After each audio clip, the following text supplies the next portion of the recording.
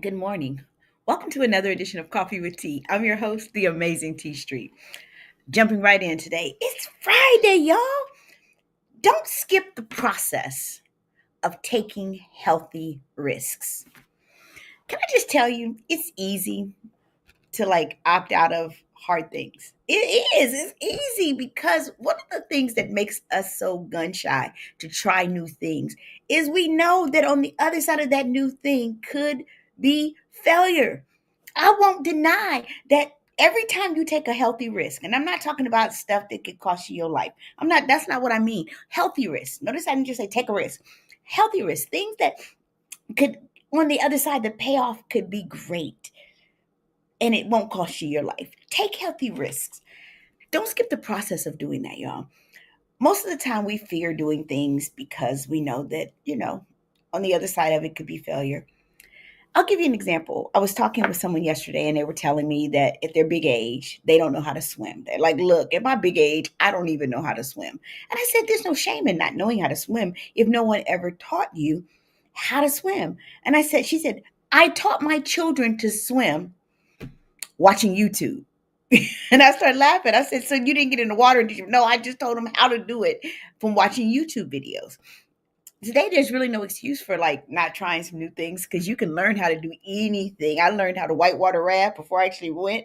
I learned how to do it watching YouTube videos. And then when I got in the water, I understood how to hold on. I understood the even distribution of weight because I had done some things like watching it and saw how other people had failed at it miserably. And so I knew when I got in, I was going to distribute my weight differently on that boat than some other people thought we should.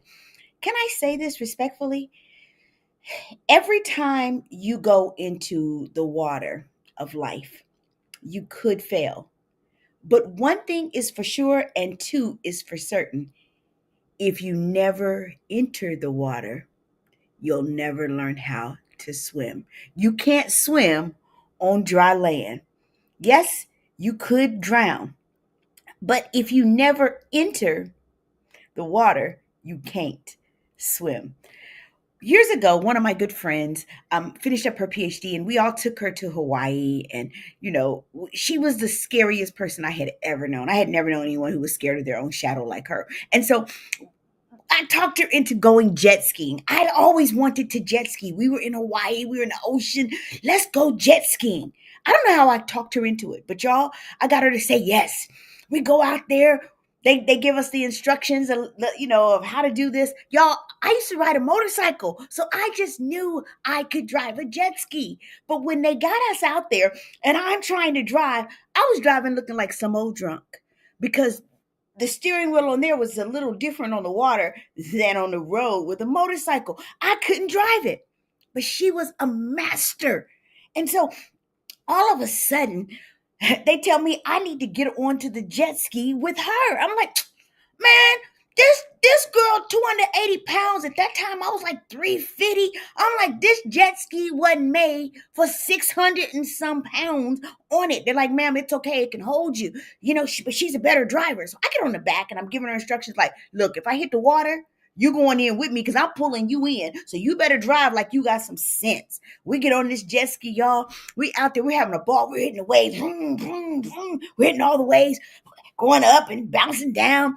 And they would tell us, like, when you come up on a turn, you got to slow down a little bit.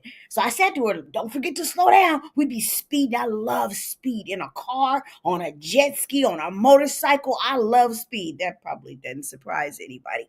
We're going, zoom. All of a sudden, y'all, we've been out there about 40 minutes. This is a 45-minute ride.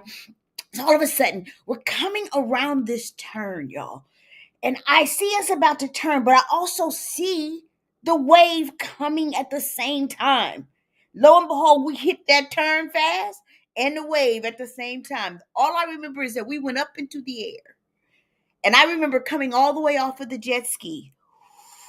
And when I came down, we went so high, and when I hit the water, I was already in that life vest like a sausage. When I hit the water, y'all, poof, the vest came off, my goggles came off, and I was in the water. Then I started to feel a little salty because my friend I thought was still on the jet ski. I'm like, man, I'm in the water.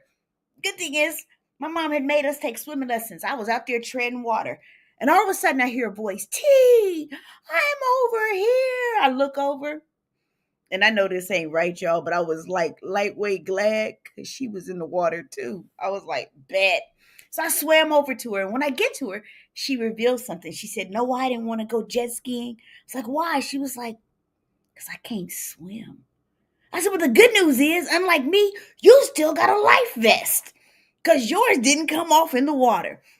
So we're out there. They bring someone out to rescue us, and they bring another jet ski. Little dude gets off. He goes, "Here's what I'm gonna do. I'm gonna get up." This dude, y'all, he was like all of 5'6". He might have weighed 150 wet. I'm 350. She 280. I'm like, this ain't never gonna work. He gets in her behind her. He's trying to push her up. I don't know if y'all know this, but on big girls, the bathing suit becomes what? It becomes a thong. So he's up there and all he's got his big butt in his face. He's trying to push up. It's not working. So he tells us to pull ourselves up. We go to the back and they had shown us how you do it. I'm like, dude, this not muscle, this flab. I can't get all this up out the water. So they bring this other dude up. He rescues us on the way back. We're on our way back. And as harrowing as the experience was, when we got back to the deck, my friend looked at me and said, thank you. I said, girl, we ended up in the water. I got us in the water. What are you, good morning, Mrs. Brown. What are you thanking me for? She looked at me and she was like, man, if you had not pushed me to do this, I would never have known how dope jet skiing is. She was like, and I would have gone to my grave likely fearing water because I'd never been swimming. I certainly, if I hadn't been in the pool, hadn't been in the ocean. But because you exposed me to this, I took a risk. Can I tell you? She jet skis, she parasails, she goes snorkeling today, all because she took a healthy risk that many years ago. She now gets to experience a richer life that brings her great joy. So, whatever you do, don't skip the process of taking healthy risks. What does healthy risk produce? It produces greater confidence. So, my challenge to you this weekend, do one thing. It doesn't have to be something big like jet skiing, it can be something like telling somebody you got a crush on them. Something that makes you a little nervous. This weekend, I dog double dare you to take a risk. Do one thing that makes you just a little bit nervous. And I promise you that on the other end, I'm not asking you to go jump off of a cliff, y'all. I'm asking you to take a healthy risk, not a risk, a healthy risk, and try something new. On the Amazing T Street, there's great reward and great confidence building that comes from taking healthy risk. Can I tell you?